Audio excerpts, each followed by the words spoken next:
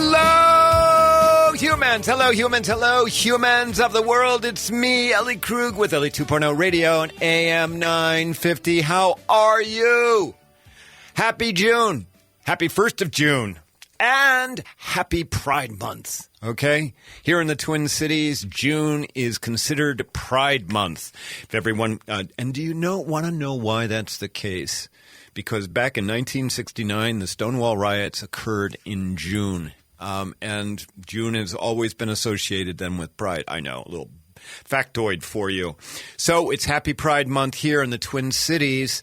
Unfortunately, there will be no Pride Parade, no Pride Festival of any kind because of the pandemic. So there's going to be some kind of a virtual Pride that is going to take place here. But certainly, given that it is the start of the month, I do want to highlight a couple of idealists who are LGBTQ. So our big interview is with Jess Braverman, the legal director of Gender Justice, which in part litigates on behalf of LGBTQ humans. And of course, you have me, Ellie Krug, one of the relatively few transgender radio hosts in the world. But let me first highlight the passing of a LGBTQ, a transgender idealist, and then I want to talk about our featured idealist. So I just need to talk in passing that we have lost Amy Stevens, who I highlighted back in October of 2019. She was a transgender woman. She is about to make history one way or the other because she was a funeral director. Her funeral director home, employer fired her when she transitioned on the job. She ended up filing a lawsuit over that, and then her case, she's going to make history in death because her case was argued before the U.S. Supreme Court last fall, and the court is going to decide that case sometime this month, either in favor of transgender people or against. But Amy passed away, and I just want to make sure that I honor the fact that she was a very, very brave person, as I spoke about back in October. All right, but let me begin now also with our featured idealist, who is Dan Savage, whose name some of you will recognize from his Love Advice column and podcast, Savage Love. And I should note that just like when I highlighted Larry Flynt a couple of months ago, Dan Savage is kind of a controversial person. And some of you may be surprised about me naming Dan Savage as a featured idealist. And for sure, he is with controversy because of some of his statements, which have been outrageous, and some of the stands he's taken. But there's one thing that he's done, which I will get to, which squarely lands him into the idealist category. First, the basics. Dan Savage is 55 years old. He was born in Chicago to a very Catholic-centered family, and he attended Catholic high school. He later obtained a Bachelor of Fine Arts degree from the University of Illinois at Urbana. By that point, he had come out as a gay man. At some point after college, he worked at a video store in Madison, Wisconsin, where he had befriended the co-founder of The Onion. Now, many of you are familiar with The Onion, it's a parody newspaper, a parody magazine. The co-founder told Savage back in Madison that the co-founder was moving to Seattle to start a weekly alternative newspaper. Savage at that point made a very offhand comment about, well, you better include an advice column in that newspaper. And the co-founder suggested that Savage try his hand at writing the advice column. And voila, Savage got the job. He moved to Seattle as well. From there, eventually, Savage grew a syndicated column, Savage Love, and then eventually a podcast, Savage Lovecast. He's made appearances on MTV, Real Time with Bill Maher, Anderson, Three Cooper, and a number of other different media outlets. Some of Savage's advice is pretty brutal, honest, and biting. He's taken some real shots at conservative politicians as well. I know our listeners will appreciate that, like Rick Santorum. But Savage is also truly an idealist for one big reason. In September of 2010, he founded the It Gets Better Project, which works to assure LGBTQ youth that life will get better, that it will improve once they are past high school, where very often they are bullied and marginalized.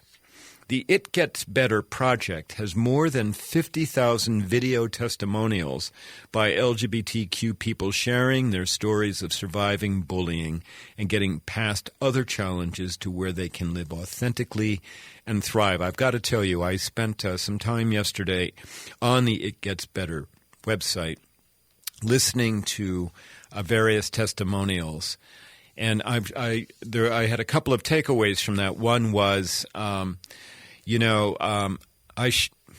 there's a part of me that sure wishes that I had transitioned genders when I was 20 rather than age 52, because the idea of having been able to create my life from age 20 as Ellie Krug is so appealing. The other takeaway from the videos is that they are incredibly, incredibly moving. The videos have been viewed by more than 50 million times and counting. And this is huge because I urge you to Google, quote, It Gets Better, okay? The project will come up just that way. It gets better, and you'll easily find the project. This is all important because in this Pride Month, right now, particularly with the fact that we have had all humans isolating, but you need to understand that for our teens and for our preteens who identify as LGBTQ, the bullying has continued for them. It continues online.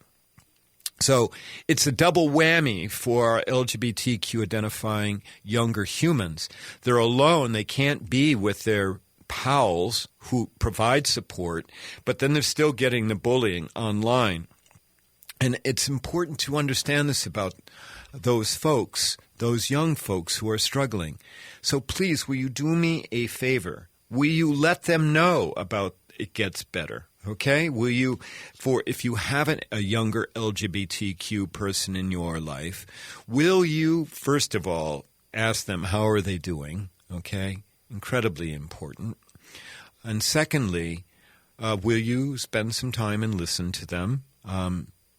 Let them share their stories or their experiences of late. And then will you guide them to the It Gets Better website? And maybe even if it's possible, the two of you watch the video together. You can maybe do a Zoom and bring up the website and the videos. Although I guess you can't bring up websites on Zoom, but you can work around it. Have a young person in your life; they'll be able to tell you stuff.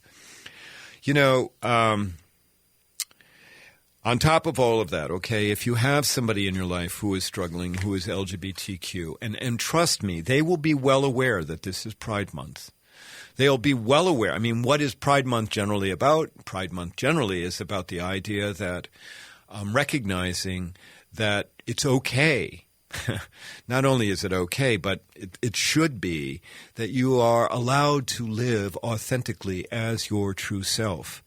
So your younger people are going to be aware that it's Pride Month.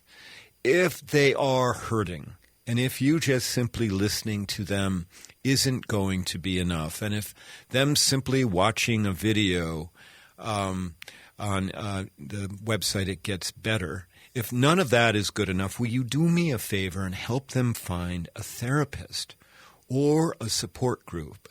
I mean, there is Reclaim out there, RECLAIM, that have support groups for LGBTQ youth. I've had somebody on before from the Family Tree Clinic. They operate support groups. Family Tree Clinic is in St. Paul, so is Reclaim. Help them find somebody that they can talk to. Please, will you do that? I mean, that's called allyship. It's also called saving one's life because, trust me, there are younger LGBTQ identifying people right now who are hurting, who are thinking it is too difficult to go on, who are getting these messages every day. I mean, not only from their social network about being bullied, but they're getting the messages from the U.S. government and from certain state governments. Will you do what it takes to protect them? Finally, our featured idealist, Dan Savage, he's married. He's married to a man, and together they have a son who is now in his 20s. So, Dan Savage, yep. Controversial, yep. Idealist, absolutely. So I didn't understand that before I started researching him. I'm glad that I did. And I'm glad that I could tell you about It Gets Better. So follow up and have a happy Pride. All right, when we come back from our break, we're going to speak with another idealist, Jess Braverman from Gender Justice. If you like what you hear with my show here, please, will you tell others about it? Because I am trying to get this show to have a much bigger footprint. And if you like me, visit my website at elliekrug.com. I would love to have you come to the website. I'd love to have you talk about my work with other people because all of my work is online right now. And I absolutely need, word of mouth. All right. And follow me on Twitter at Ellie Krug. And follow me on Instagram at Ellie J. Krug. We'll be back in a minute for the big interview with Jess Braverman. Thanks.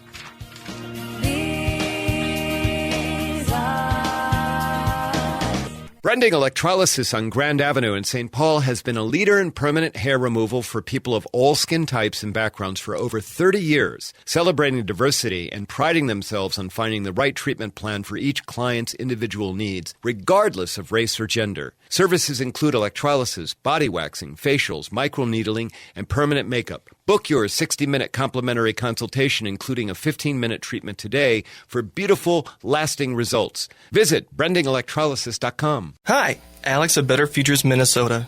Does your business or organization need janitorial services, lawn care, or snow services? Obtain a free, no-obligation estimate from Better Futures, Minnesota when you mention that you heard about us on AM 950. Our supervised, hardworking, and affordable crews will handle your interior and exterior building and property maintenance needs while you help men in your community transform their lives and walk on a positive path to success. It's a win-win. To learn more, go to betterfuturesminnesota.com under Business Services.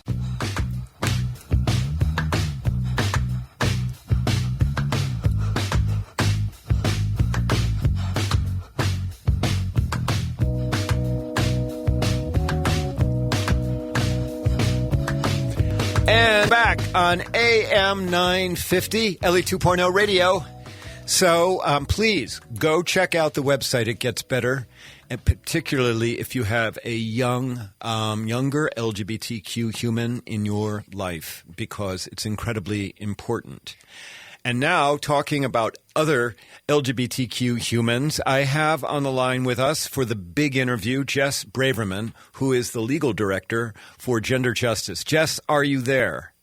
I am here. Thank you so much for having me, Ellie. Oh, well, you are welcome, and I hope that you didn't mind. I just called you an LGBTQ human. I think that you are publicly out. I hope I didn't just out you. Oh, my gosh, yes. I've been publicly out longer than I've not been out. Okay, all right. So just, so there we go. All right, well, Jess, welcome to Ellie 2.0 Radio. And, I had wanted to have you on the show for a while here, in part because I've gotten to know you through Gender Justice. And you are the legal director for Gender Justice, right? I am. That's correct. All right. Can you? Why don't we start out by first telling us about Gender Justice, and then we're going to learn about you because you are quite the idealist. So Gender Justice, you can find out more about us at genderjustice.us. That's our website. But we are a nonprofit advocacy organization. We advance gender equity through the law, and we do that through a combination of legal advocacy and policy work. So we push for change through the courts, through advocacy letters, demand letters, and by trying to get good legislation passed. And, we just have a vision for a world where gender isn't something that holds people back in society.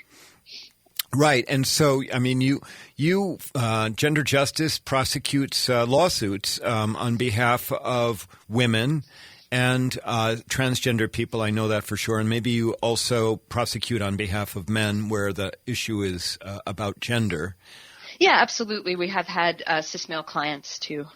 Okay, so cisgender male would be non-transgender people. We just need to make sure the audience understands what cis means.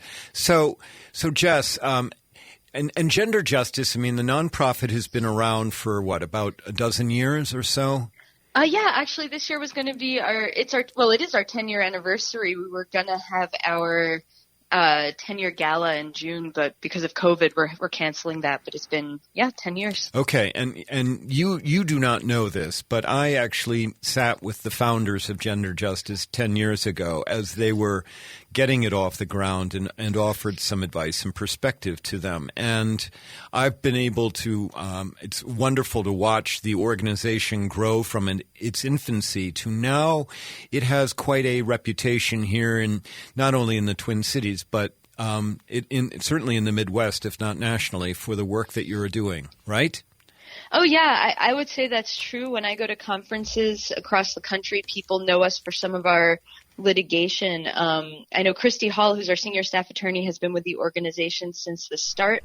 She knows a lot about health law, access to health care, especially access to health care for transgender clients, transgender patients.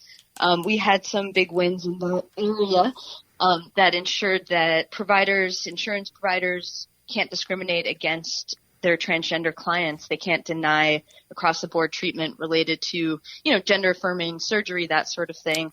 Right now we have it's with the Department of Human Rights, but we have a case where we're advocating for a trans athlete to be able to participate in women's sports. That case has got a lot of national attention, but we are really excited about it. We believe that the Minnesota Human Rights Act protects her right to participate in women's sports, and we are going to fight for that. Good. Please do. You and I both know that Idaho recently passed a law prohibiting transgender women from participating in sports, both in high school and at the college level. It's just unbelievable. It's absolutely egregious, and it would subject young women, transgender women and cisgender women, to invasive tests, to have to prove their gender, all to participate in even, high school sports. It's just absurd. It's just ludicrous. It is. Okay. Well, that's what Gender Justice does. And again, give our listeners the website, because I know that the nonprofit is always looking for donations as well as it's looking for support. So what is the website again? It's genderjustice.us. Okay, great. Now, you are the legal director for Gender Justice. You are a lawyer and a graduate of NYU Law School, one of the best law schools in the country. But you are not a native Minnesotan, just like I'm not. You grew up in New York, right? In the city. That's correct. I grew up in the Bronx, so in the boroughs. All right. So tell us, because there's a story here about your life that I think is incredibly important for everybody to hear. Let's start off. You have grandparents that were involved in the Holocaust. They were held. Is that right? Yeah. So my family's from the USSR. So my parents actually immigrated over here with their parents. So my grandparents and parents together. They were in concentration camps, all four of my grandparents. And I understand they lost a lot of relatives, a lot of siblings there. But eventually obviously they were freed. They remained in the USSR for a while, and eventually they were able to get out, and they moved to the U.S. With my parents, but as separate families. So my parents actually met in the U.S. in the Bronx. Okay. All right. And then so you were born in the Bronx, and your family is Jewish, and you started out at an Orthodox school. Is that right? Yeah. So from kindergarten through 8th grade, and also for synagogue for the holidays, for Sabbath, for all of those things, I went to an Orthodox school and an Orthodox synagogue. So that's it's very religious. It's very like men and women sat separately to pray. We didn't have gym class together. It was very small. There were maybe 23 kids in my grade. And we learned Hebrew. Most of our learning we learned the Torah, the Jewish Book of Laws, all kinds of things like that. And then we'd also have, math and English. Okay. Well, and the reason I'm having you on the show, particularly on, the 1st of June, the beginning of Pride Month, is because you know what it's like to have grown up in a family where LGBTQ people aren't necessarily favored, as well as a school system, and then and then making your way through life. And so could you share us a little bit with us about the challenges that you had and the struggles that you had? Yeah, so it was hard. My school was not supportive at all of LGBT issues. I mean, the topic never came up, but it was clear that it was not something that was accepted.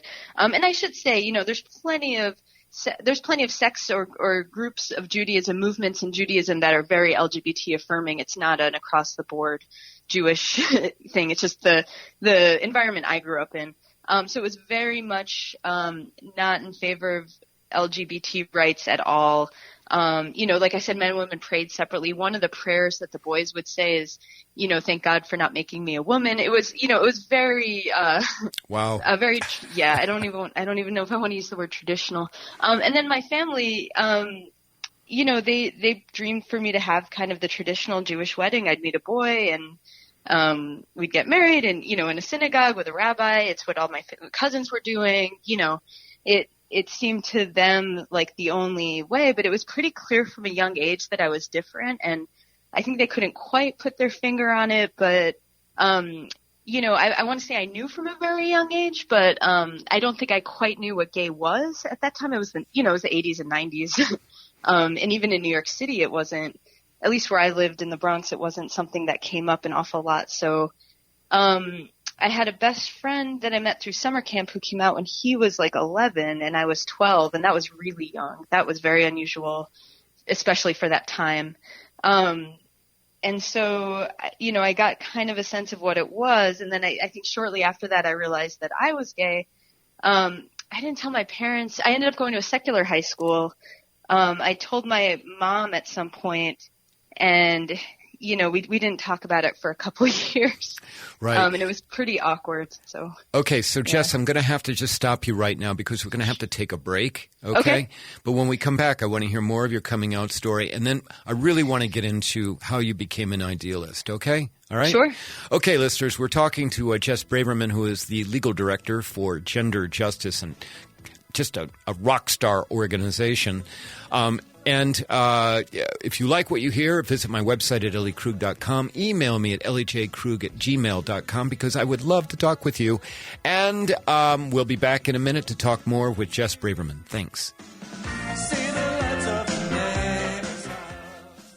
Brending Electrolysis on Grand Avenue in St. Paul has been a leader in permanent hair removal for people of all skin types and backgrounds for over 30 years, celebrating diversity and priding themselves on finding the right treatment plan for each client's individual needs, regardless of race or gender. Services include electrolysis, body waxing, facials, microneedling, and permanent makeup. Book your 60-minute complimentary consultation, including a 15-minute treatment today for beautiful, lasting results. Visit brendingelectrolysis.com. Did you know there's deconstruction funding available now for homeowners and contractors in Hennepin County?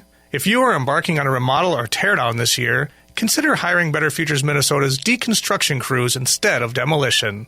By taking a house or building apart by hand instead of destroying it with heavy equipment, the materials can be reused or recycled instead of going into the landfill. It is much more cost-effective and is a carbon-neutral solution. Go to betterfuturesminnesota.com and look under Business Services to learn more.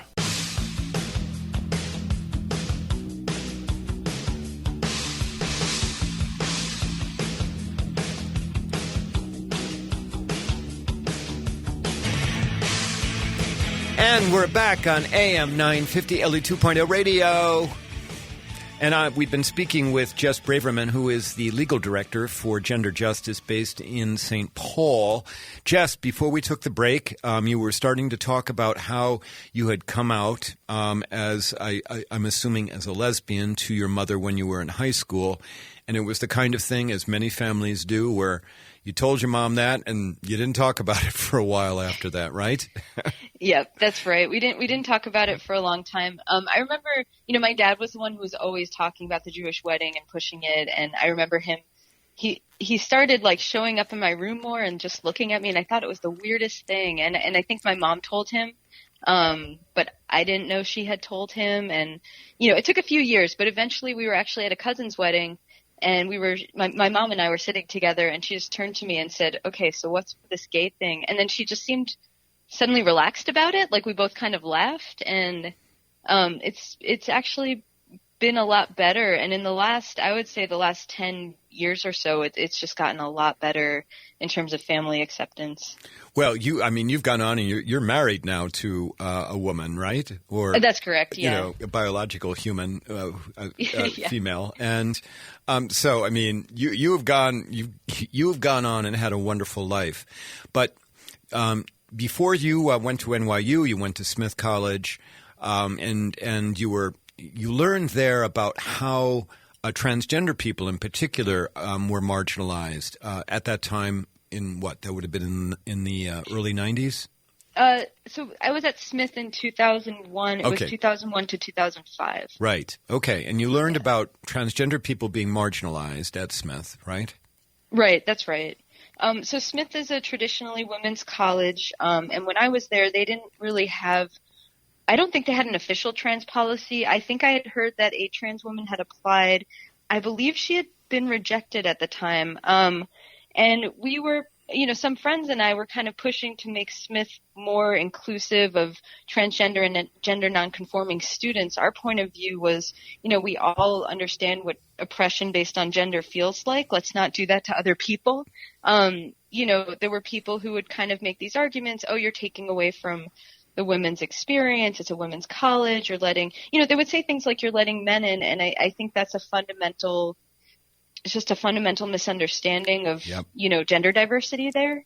But people were very harsh. They were very vehement about it, and it led to a lot of fights and arguing.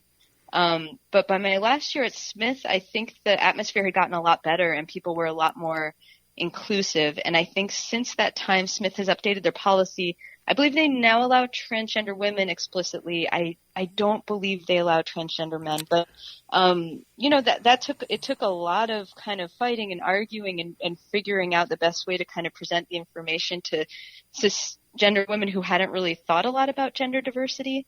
And it kind of opened my eyes to how much people can kind of feel this need to protect themselves at the expense of others and not really interrogate the question of, do I need to protect myself from people? It's what oppression feels like, but you're kind of protecting yourself from the wrong group, the wrong people, the wrong, that's not really where your oppression is coming from. But uninterrogated, I think it's very compelling for people, and it's scary and disappointing to see.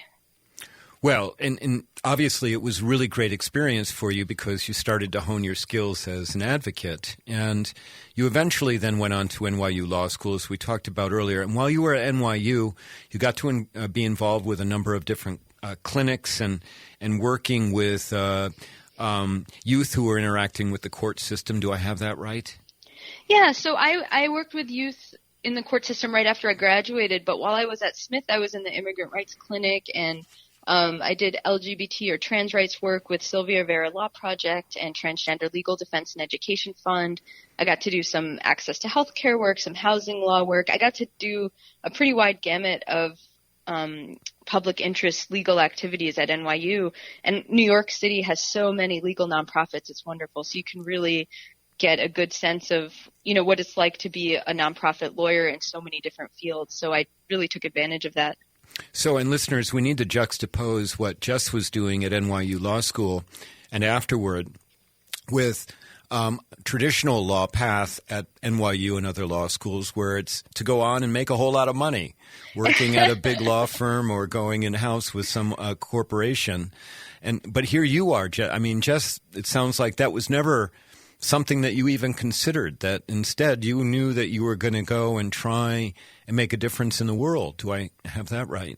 Yeah, I had never even considered it. I wouldn't go. They did law firm recruiting where law firms would come and buy people dinner, and I think even like iPods. It was just kind of wild. This was right before the recession, so I graduated during the recession.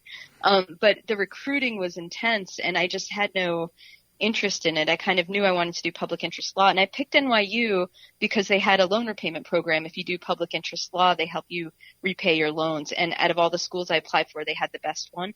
But there was a lot of pressure to go to a big law firm.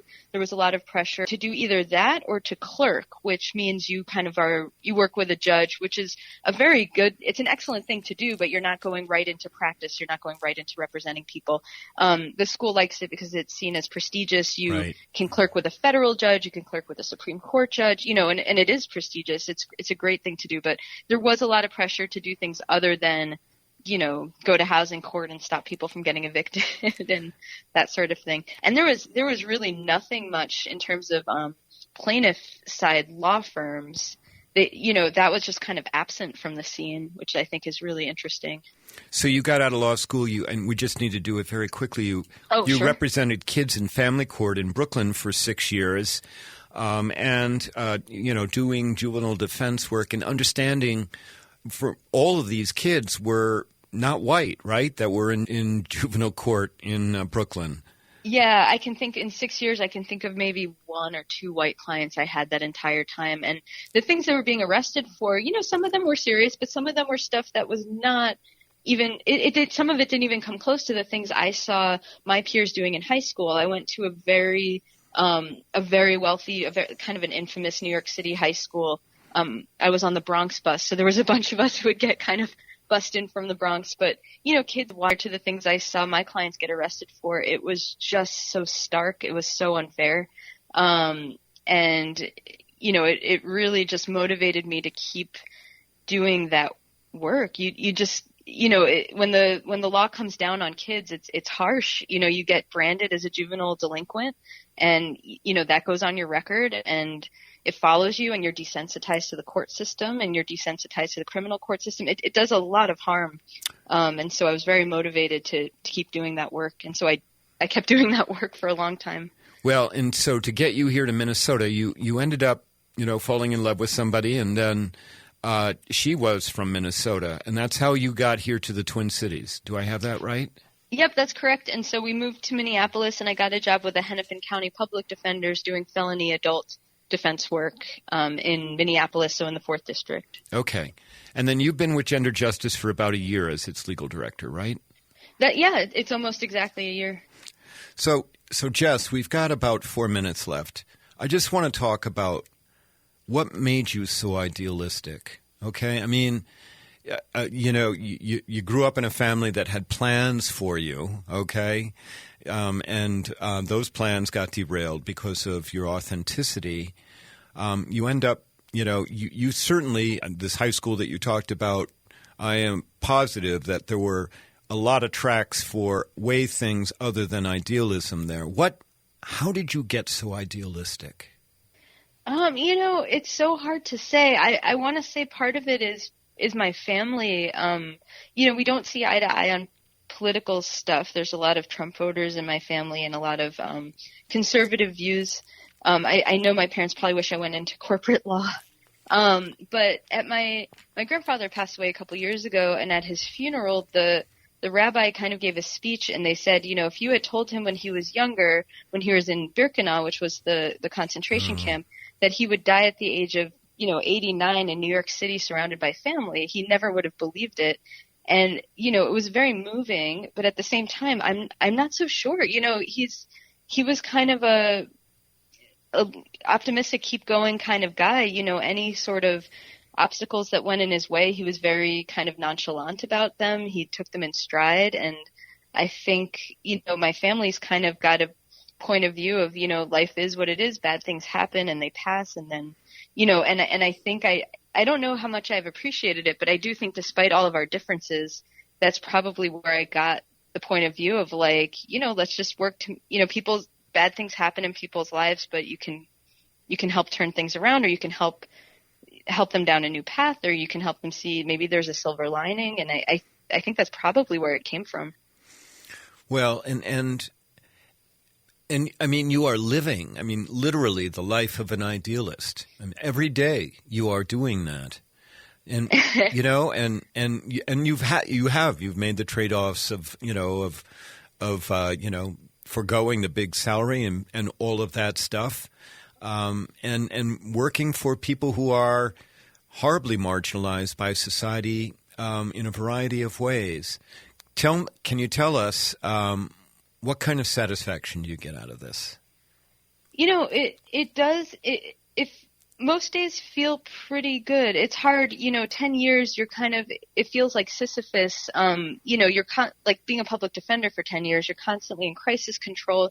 You're constantly putting out fires. I remember one of the last cases that I had in New York, I did a trial, and this client of mine who was kind of a repeat client, I did a whole trial. I got him out of detention, and the next day, I think he went to a block party and ended up back in detention.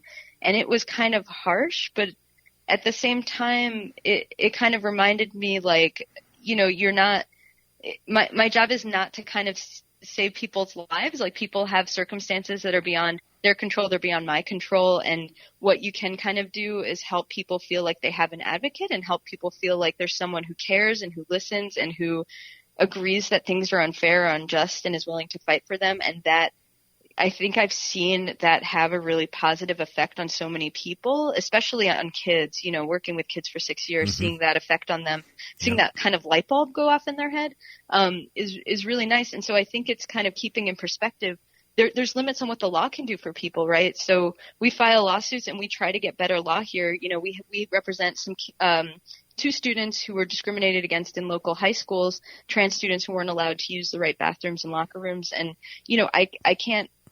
I probably, I don't even know all the problems in people's lives. People's lives are complicated. I definitely can't fix every problem that people come to me have, but here is one way that I can hear them and help and push for the right outcome. And I think keeping that in perspective kind of helps you keep going. Well, Jess, I wish we had more time to talk because I love your perspective. I love your grit, and I love all the work that you and Gender Justice are doing. So just please know, okay, you've got a friend here in Ellie Krug and the station at AM 950. We believe in you. We believe in the work that your organization is doing. Just keep doing it, okay? All right? Thank you so much, Ellie. Thanks so very much for being on my show, Jess. Everyone, we've been talking with Jess Braverman from Gender Justice, who is just, as far as I'm concerned, a rock star. Please go to their website at genderjustice.us and consider donating. When we come back from the break, I'll do my C block. Thanks so very much. If you're looking to save money on your home or building improvement project, check out Better Futures Minnesota's reuse retail warehouse in South Minneapolis. We carry salvage building materials such as cabinetry, flooring, plumbing fixtures, appliances, lighting, and more, saving you money and saving the planet by keeping these items out of the landfill, by giving them another life. Selections change daily, and we also take donations. Go to BetterFuturesMinnesota.com and look under Reuse Warehouse to learn more. Let us know AM 950 sent you.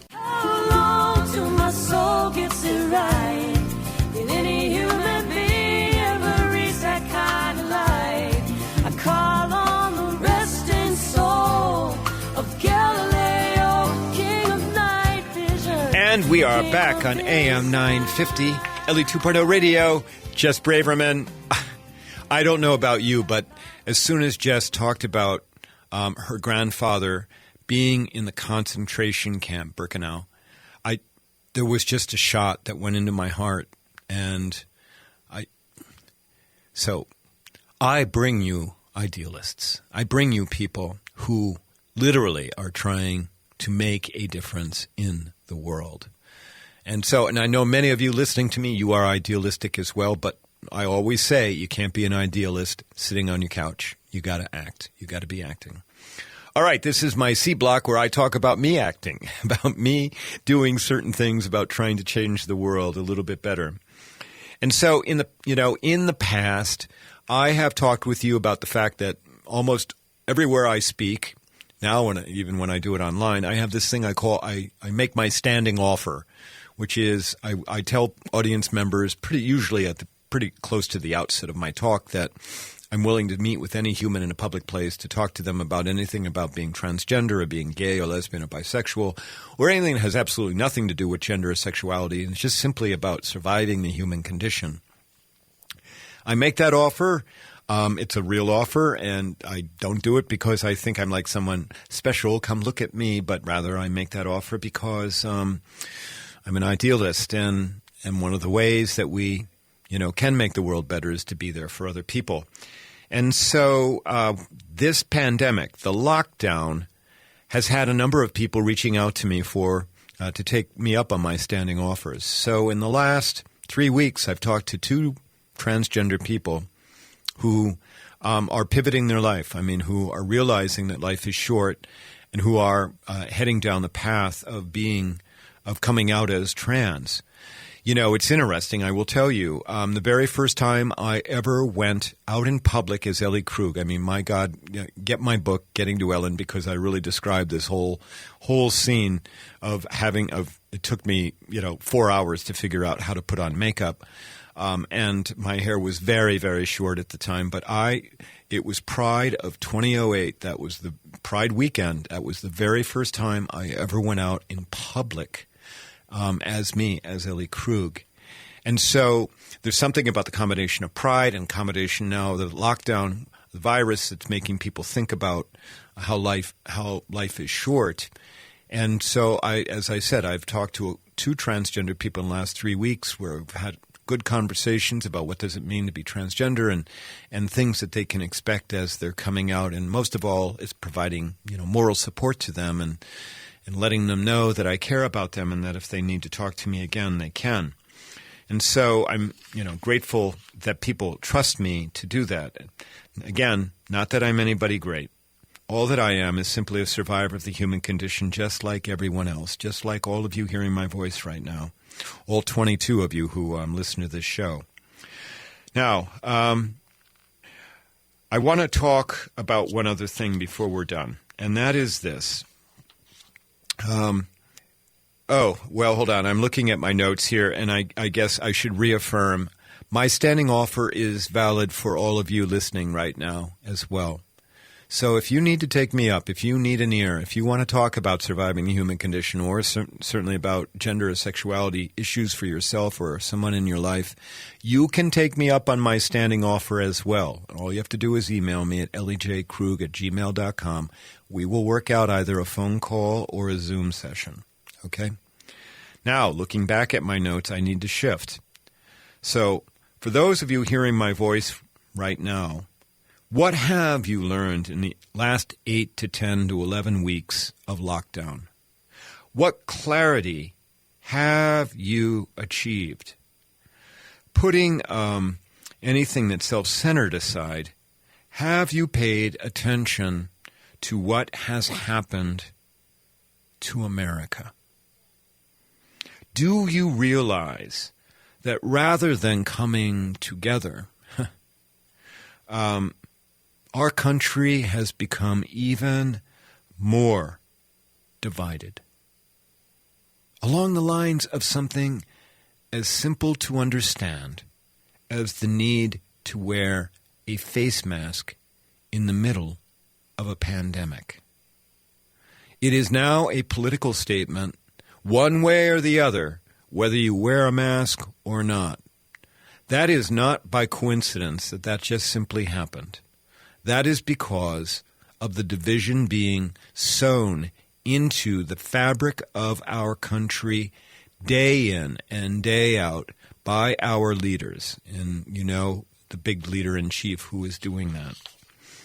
And so I just want to remind you, and you will hear me continue to come back to this as I have talked about it in the past, we have 5 months to motivate humans to do something that they might not otherwise do because it's a hassle. That thing is to vote. Regardless of how the virus has changed you, and by all means, reach out to me if you need an ear, please start telling everyone you know that come November 3rd or in advance of it through mail-in ballots, they need to vote. It has to be an over-the-top, holy cow number of people voting on November 3rd. Otherwise, we run the risk of fraud and rigging allegations. As I said, I've talked to you about this before. I will continue to talk with you about it as we get closer to November 3rd. We have to vote in overwhelming numbers. I cannot imagine the depth of despair that many of us will feel if we do not overwhelmingly win in November. This is darn serious. The future of our country depends on it. All right, you've been listening to me, Ellie Krug, on Ellie 2.0 Radio. A big thanks to our sponsors, Brendan Electrolysis. I think we're getting ready. You can go out and contact Bev and let her know that I recommend you.